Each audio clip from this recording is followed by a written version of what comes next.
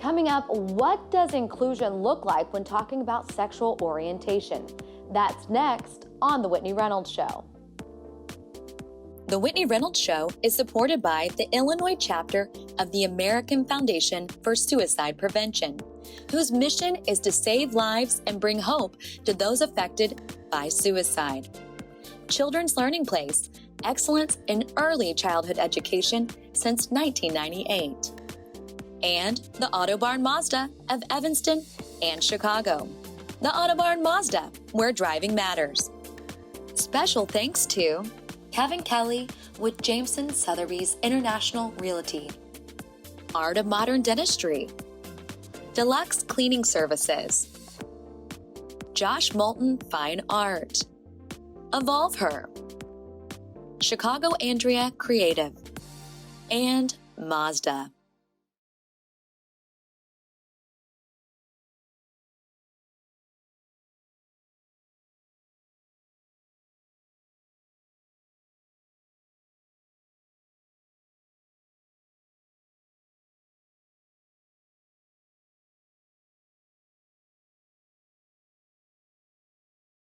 I know a person by the name of Leonard who went to Korea and he never came back, a gay person.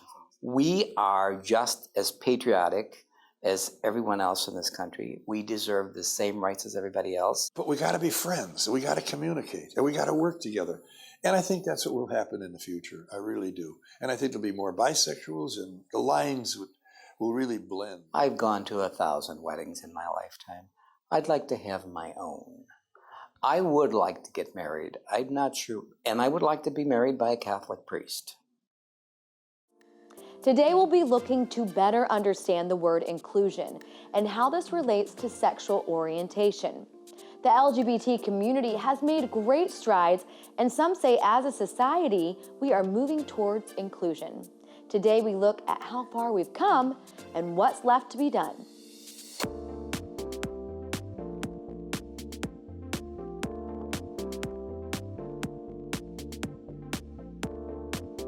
You're watching The Whitney Reynolds Show.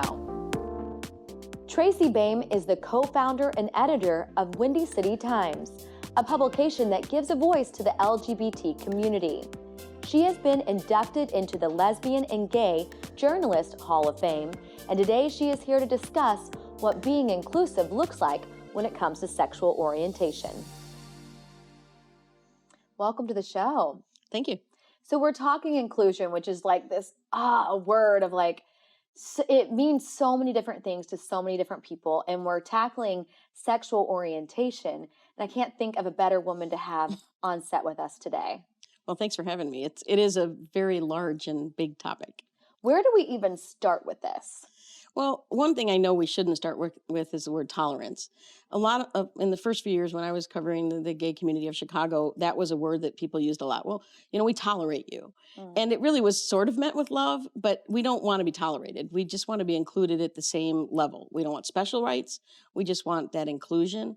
And I think that's what a lot of people assume about inclusion, is that somebody's getting preferential treatment. When you're used to having everything and someone wants a piece of that, you think that you're going to be treated less than. And we just want to be treated equal. That is good. And I'm so surprised that people use the word tolerated, because to me, that does not seem, I think about my older sister saying, I'll tolerate you today. But I mean, come on, like people were actually using that whenever they would talk about the community. And that's where I think we have gotten a little further than that. Would you agree? Like, have we grown past that? In America, you could go from town to town and block to block and find different levels of acceptance. In Chicago, there's people who don't accept people based on their sexual orientation and gender identity, and certainly across the country. So we have come a huge way since I first started 34 years ago covering the community. It's faster than I could have ever predicted back then, including marriage, but it's still not far enough. If you look at the trajectory of African American inclusion and equality, it's taken hundreds of years. And the LGBT movement is really less than 50, 60 years old and has come much further along than the African American community had in that same time period. So we're kind of fortunate. We've benefited from previous movements, but every aspect of our society has issues, and we're just one of those. Are we seeing that every place is welcoming, and what can people do that are living there that maybe feel like they are being outcast?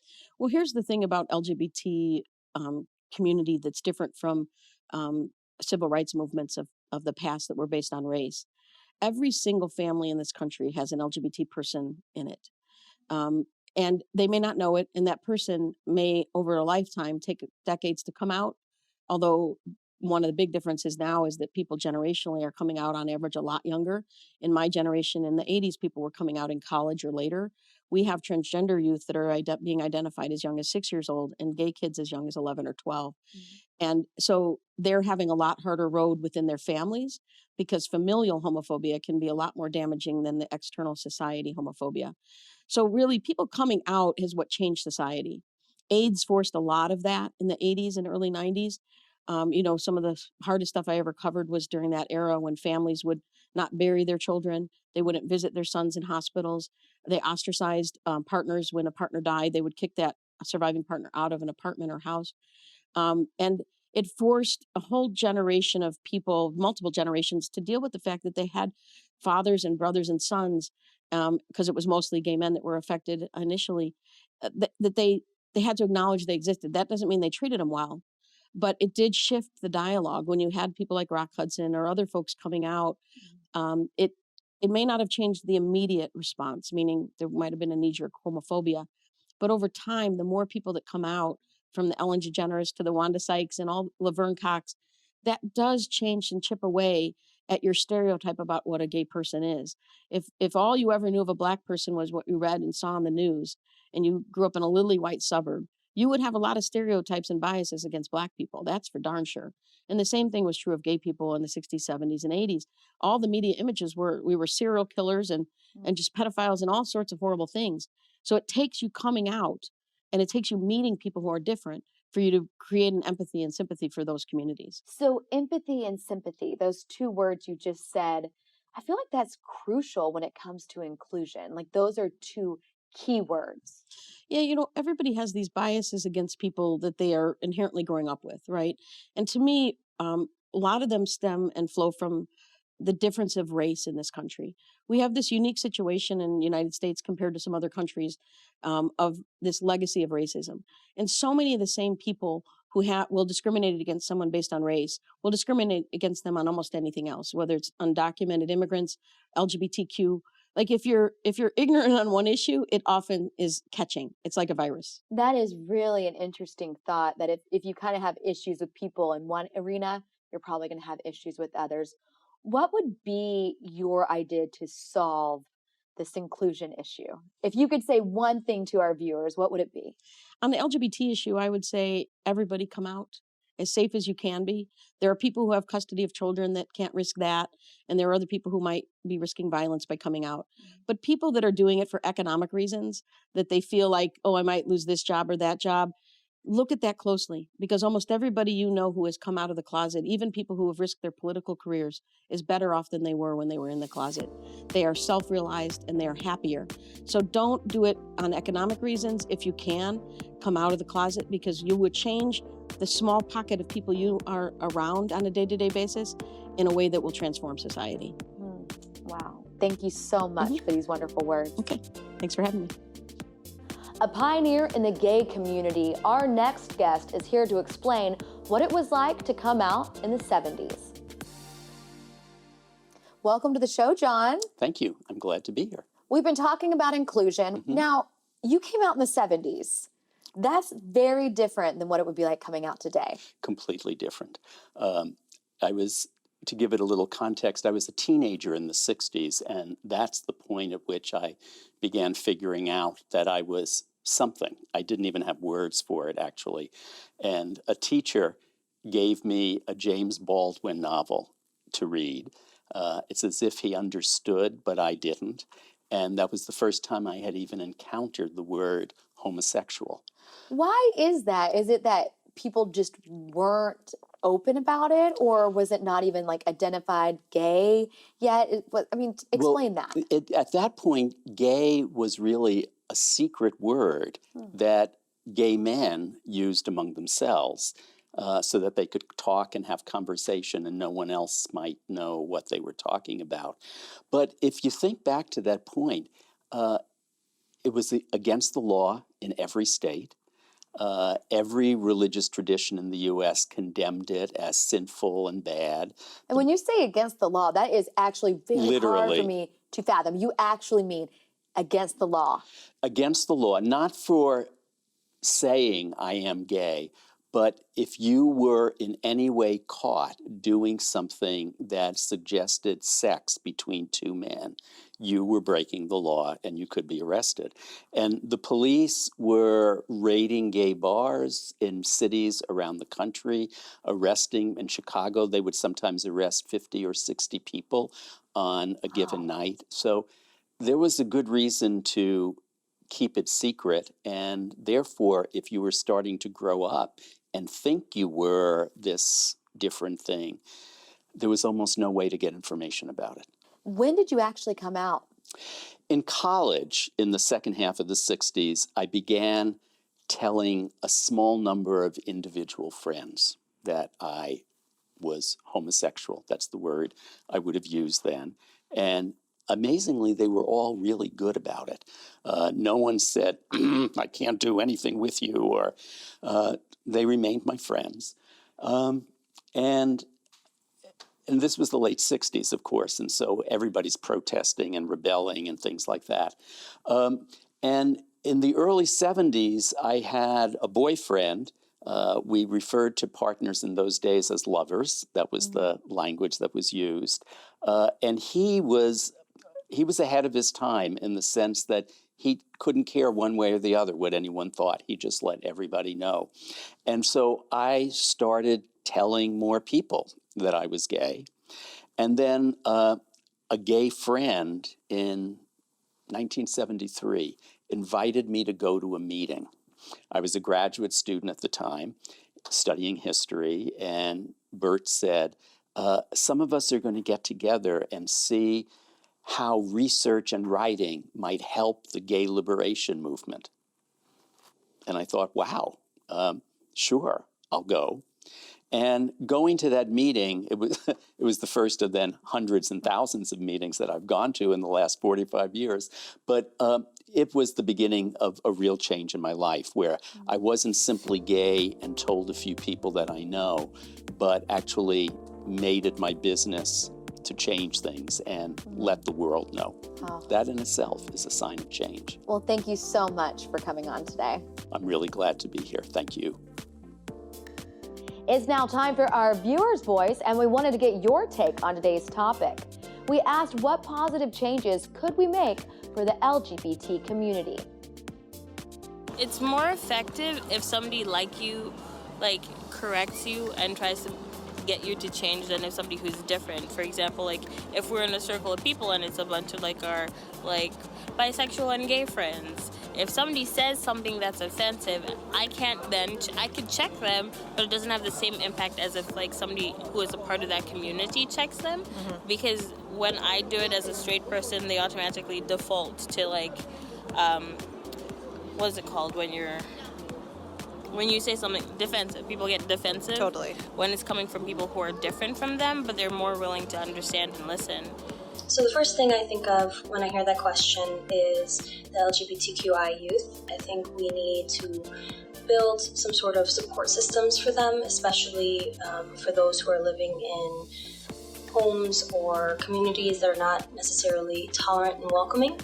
I really do believe we should also have sexual education for gay students as well. That's something that is very overlooked, especially in our education system.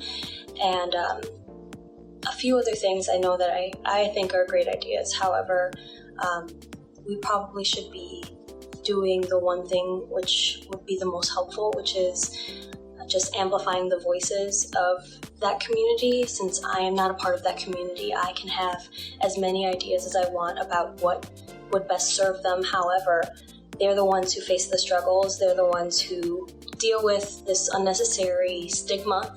And so I do think, if anything, we should definitely reach out to them and put them pose this question to them so that they understand that we are listening and we're here to help. However, we're also deferring to their wisdom. Get social with us. Make your voice heard. Submit your video on WhitneyReynolds.com. A Muslim lesbian is taking center stage and is thrilling audiences, leaving them wanting more. Let's take a look at what she says about inclusion. Welcome to the show. Thank you for having me. So everything we said in your intro, it had to be a hard road to get to where you were. Yeah, I mean, it's, I like to tell people that, I'm just their average Muslim, also Pakistani, queer, et cetera, actor, former lawyer. But, it's one of those things where I think everyone's journey is what it is. And for me, I had this dream I had to come out first as an actor because I was a lawyer. And then I actually came out as a lesbian. So basically my parents were already upset with me. And so they were already primed for all the other devastation. But honestly, for me, there weren't other people who were doing the kind of stuff that I was doing. And it felt like in order to be true to myself, I had to create work and be true to myself. And actually through art, I found a voice to tell my stories and find authenticity for myself in my life, but also as a storyteller and creator. I love that. And so sometimes you go by an activist. What is that? I would say it's an artivist. Artivist. Yes, but you know what? Both are acceptable. I'm going to go by both. Clearly, I'm intersectional in identity. An artivist for me, like no matter what I'm making, whether it seems like it's pure comedy or seems like it's not like completely political, everything I do has purpose. It's all about changing the narrative and creating space for other people and allowing more conversations and more seats at the table. Is that because you went through kind of a valley moment in all this for you that you said, okay, I'm going to change it going forward for other people? I don't know if I intentionally ever felt that way or thought that starting out. That wasn't definitely my purpose. But when I realized that there was nobody out there who looked like me, at least, taking all the spaces in all these different communities, I realized that somebody has to do it. And I've gotten a lot of great feedback from people who are like, even now, who are like, I've never met anybody who represents me the way you do.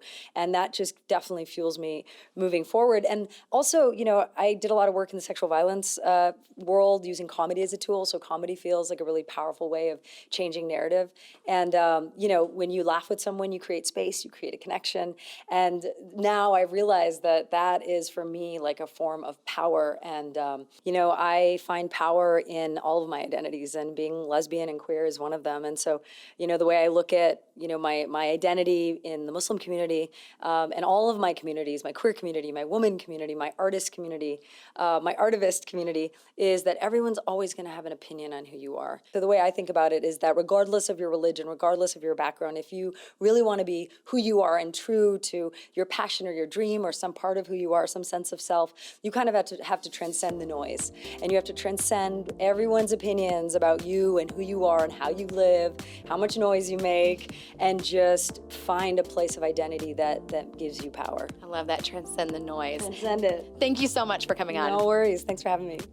Shannon Lynn Parker, a transgender activist, says although you could feel she's extremely different than you, you might be more alike than you think. Let's welcome her out. Welcome to the show. Thank you so much for having me.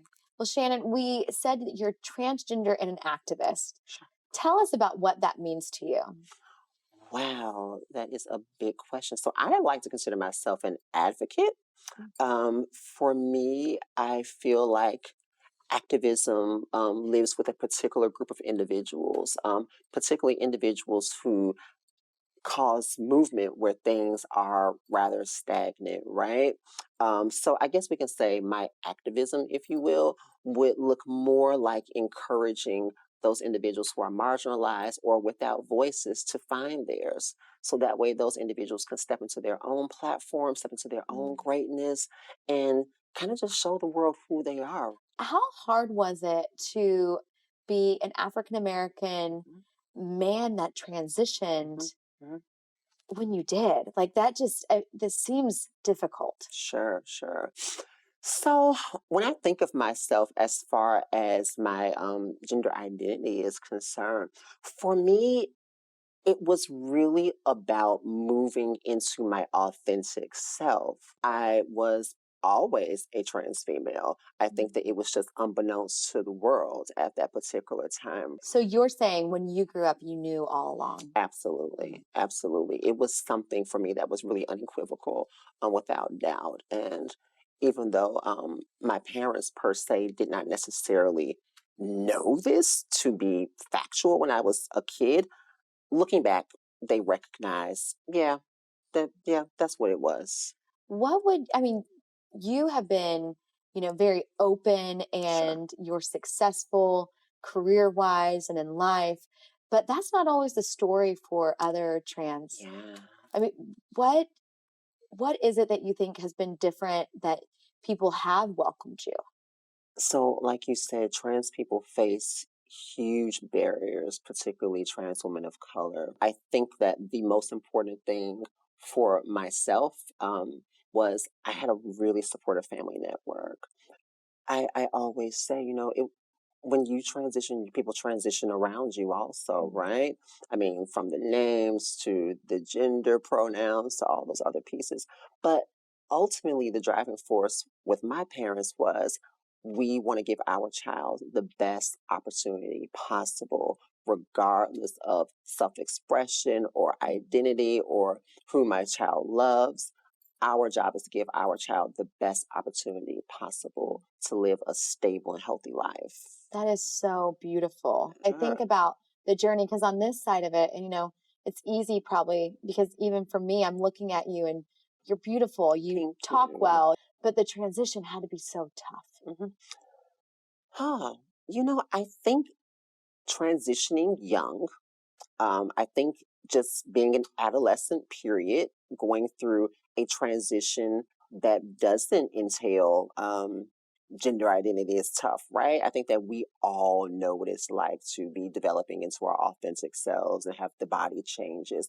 But yeah, coupling that with actual transition, sure, you've got the pressures of young people around you, other kids. Kids are already cruel.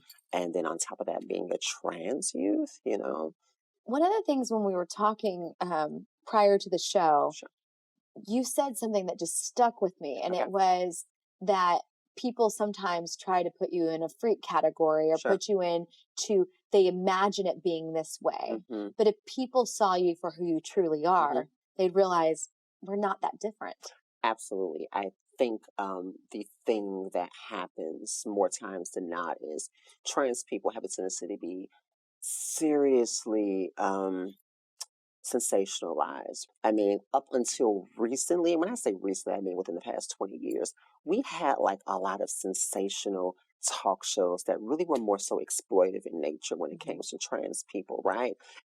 They began to show trans folks in a deficit opposed to from a lens of resilience. So when I see myself or when I am around other people within my community, I focus on resilience. I focus on all of the amazing, extraordinary things that we bring to this existence and to our communities and to ourselves. Would you say that's your thing when it comes to inclusion? It's just like seeing the person for who they truly are.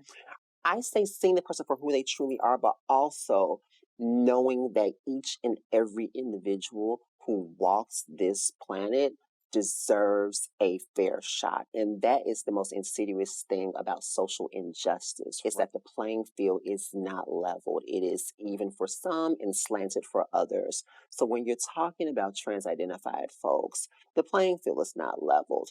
So ultimately, regardless of whether we see someone for their authentic selves, well, maybe that's a little pie in the sky. But at the end of the day, none of us should be able to argue with the fact that this is a person who deserves fair housing. This person deserves employment. This person deserves all the other equality and other equitable things that everybody else does in society. Well, thank you so much for coming on and being so open with your story. Yeah, no problem. Thank you. And keep doing what you're doing. Absolutely. Your story is very bold, and we're very lucky to have you on set. Thank you so much, Whitney. Inclusion is important because it helps us all to feel welcome. When it comes to sexual orientation, we hope to continue to make strides forward. Yet, as we learned today from our guest, there's still a lot of work that needs to be done. For more information on today's show, visit whitneyreynolds.com.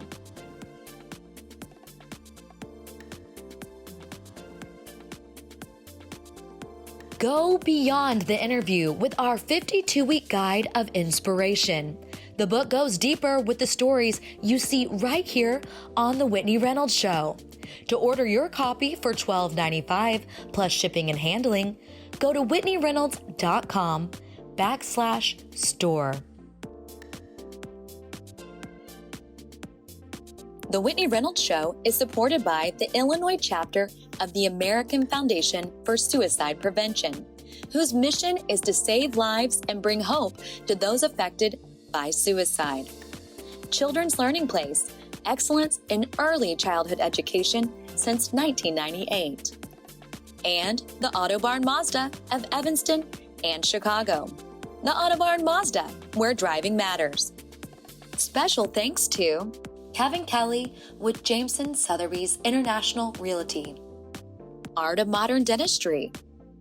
Deluxe Cleaning Services. Josh Moulton Fine Art. Evolve Her. Chicago Andrea Creative. And Mazda.